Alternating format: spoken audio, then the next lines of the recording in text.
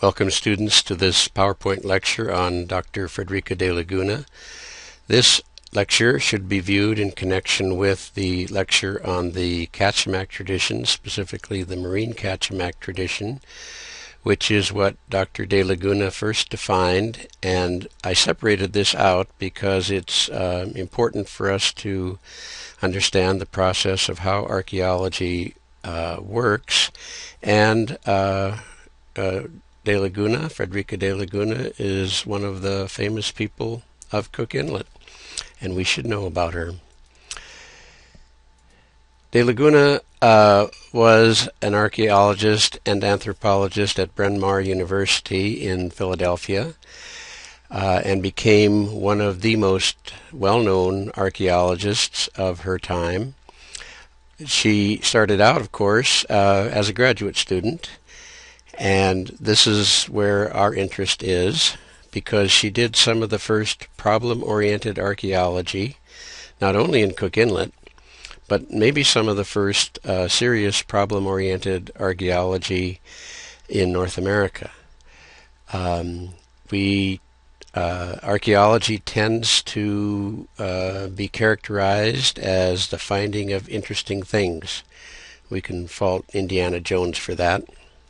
I love Indiana Jones and I love the movies, but it doesn't really portray the scientific aspect of archaeology, posing questions and then using field work to try to answer those questions.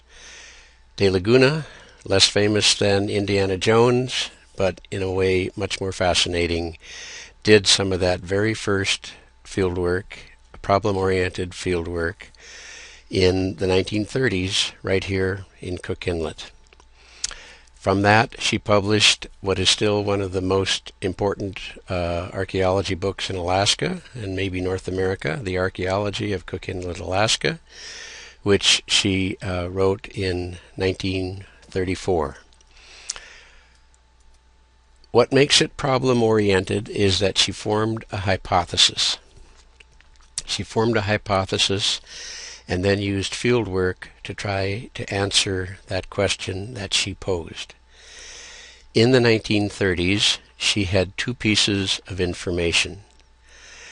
One was Mason's 1928 article in a University of Pennsylvania museum journal titled "A Remarkable Stone Lamp from Alaska."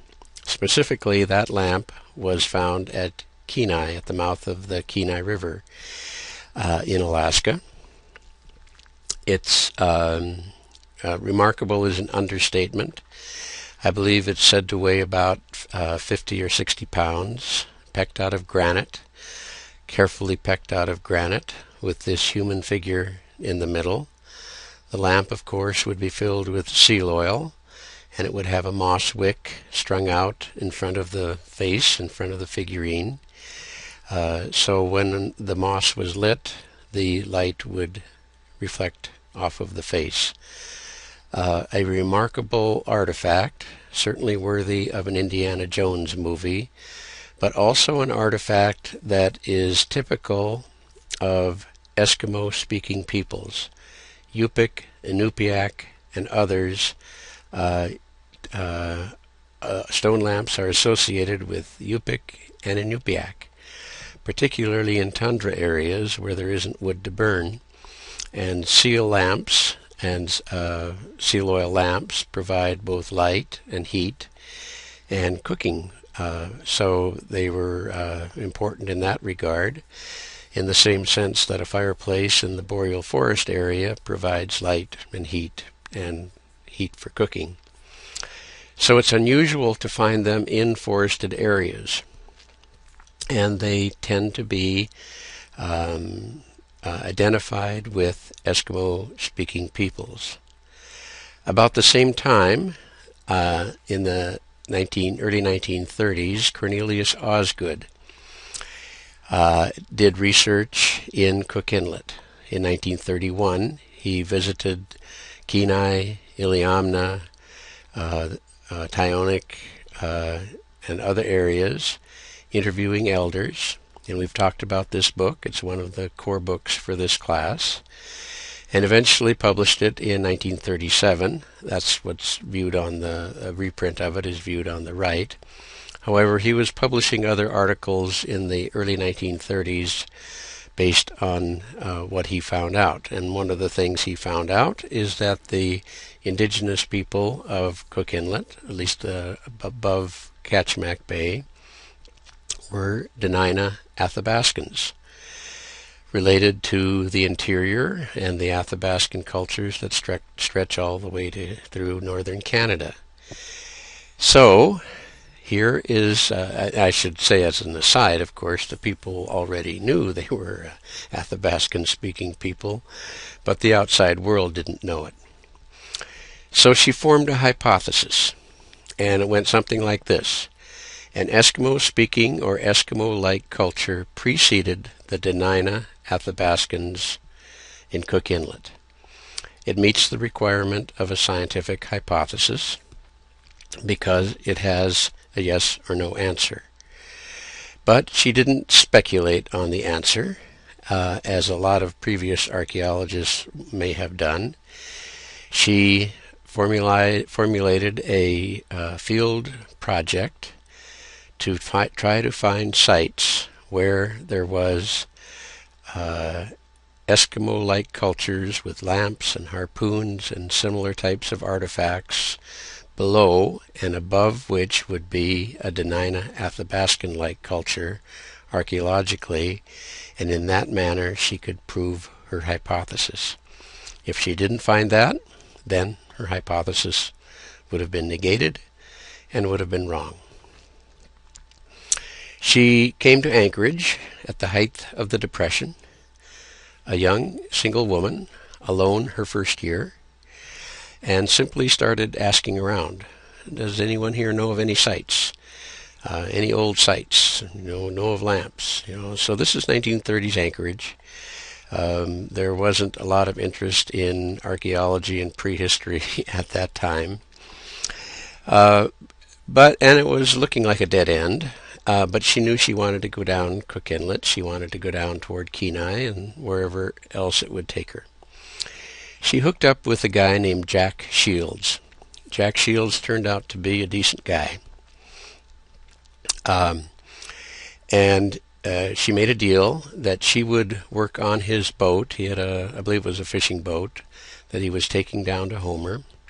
She would work on his boat as a deckhand. If he would stop every once in a while, and she could go on shore and put a shovel in the ground and look for sites that might help answer her hypothesis.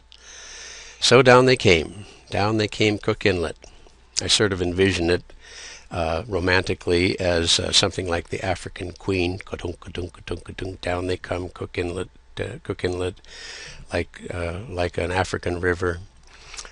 Jack Shields is Humphrey Bogart and Frederica de Laguna is Katharine Hepburn, but I'm probably fantasizing way too much.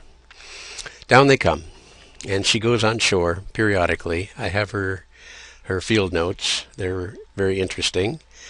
But as she goes down, she is not finding the kind of site she's looking for. She's finding a lot of good information.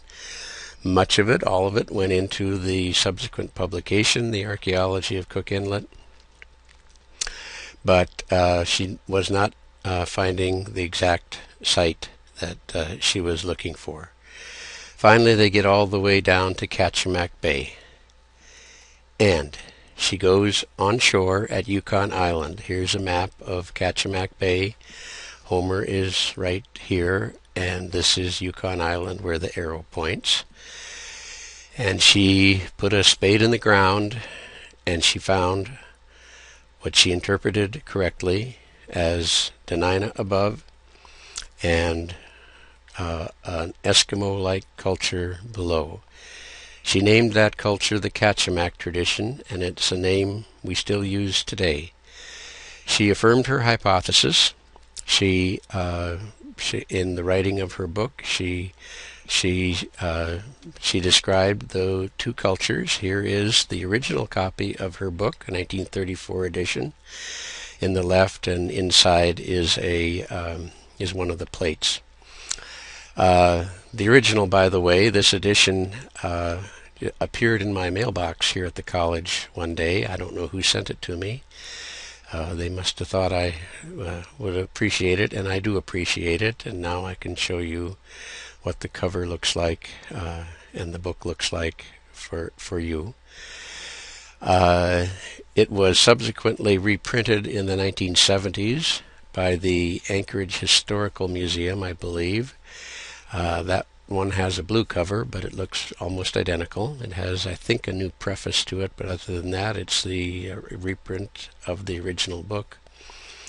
And you can occasionally find it in used bookstores, although I'm pretty sure that even that version is worth quite a bit today. If you get a chance to look at one in the library, it's certainly worth looking at. It's a classic. Here's Dr. de Laguna later in her life. This is 1993. She gave a talk in Homer. I've had the chance to meet her 3 times, I believe it is. I took my kids. There's my daughter Kristen and my son Eric, and peeking around there is my younger son Peter, and there I am on the right.